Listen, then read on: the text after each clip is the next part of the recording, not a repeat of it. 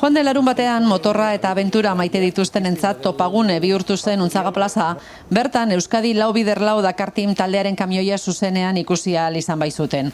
Munduko lehiaketa gogorrenetakoa den Dakar Rallyaren 2024 edizioan parte hartu duena alegia. Egun osoan zehar, Untzagara bertaratutakoek gertutik ezagutu ahal izan zuten ibilgailu ikusgarri hau, elurra kentzeko erabili den 86ko Mercedes bat. Fernando García mekanikariak lagunduta Ignacio Corcuerak gidatu zuen kamioia Saudi Arabian urtarriaren 5-tik 19 bitartean lehiatu zen Dakar Rallyan. Biek partekatu zituzten bertan bizi izandako esperientziak parte hartzaile guztiekin. Bueno, pues ha sido una maravilla ir con Fernando y este Dakar 2024 ha supuesto un reto para nosotros. Primero mecánico, porque este camión era un quitanieves de la Diputación que después pasó a camión de autoescuela para las oposiciones de bomberos y nosotros lo hemos transformado para terminar un Dakar y ha terminado el Dakar sin darnos problemas. Con lo cual el primer reto mecánico lo hemos conseguido y el segundo reto era la conducción en dunas con un camión, que es mucho más técnico y más difícil que con un coche, y no solamente no hemos volcado, sino que hemos estado rescatando coches y camiones de las dunas, con lo cual para nosotros ha sido un Dakar Classic 2024 muy satisfactorio.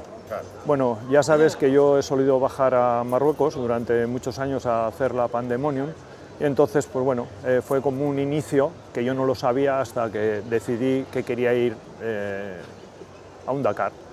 Para ir al Dakar conozco a Antón Beroiz. Antón Beroiz es un amigo que a través de otros amigos conoce a Ignacio Corcuera, Livingstone, y me dice que bueno, que pongo en contacto con él y empieza que yo quería ir con la C15. Y me dice que bueno, que él tiene una historia, que va a ir con un camión y que me podía poner otro asiento. Entonces dije, pues bueno, pues dije, ha sido demasiado rápido, pero dentro de esa rapidez lo cogí y dije, pues venga, y lo fui. Era un sueño que tenía. Eibarko udalak babes ekonomikoa eman zion taldeari lasterketan parte hartzen laguntzeko. Jon Iraola Eibarko alkateak pozik agertu zen aukeragatik eta eskerrak eman zizkion Fernando Garziari bere kamioia eta esperientzia eibartar guztiei eskaintzeagatik.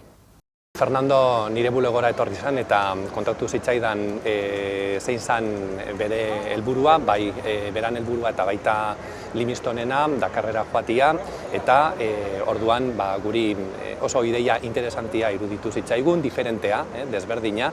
Fernando eta Livingstone Eibar udalaren eta Eibar hiriaren enbasadoreak izatea, eta horregatik udalak bultzatu eta babestu zuen ekintza hori, abentura hori, eta gaur hemen daukagu kontrapartida gisa, hemen daukagu erabili zuten kamioia, eta zagiduan 12etan txarla interesante bat eukiko dugu, eurek azaltzeko nola izan den abentura, eta zeintzuk izango diren etorkizunean eukiko dituzten helburuak eta gurekin guzti hori partekatzea, ezta.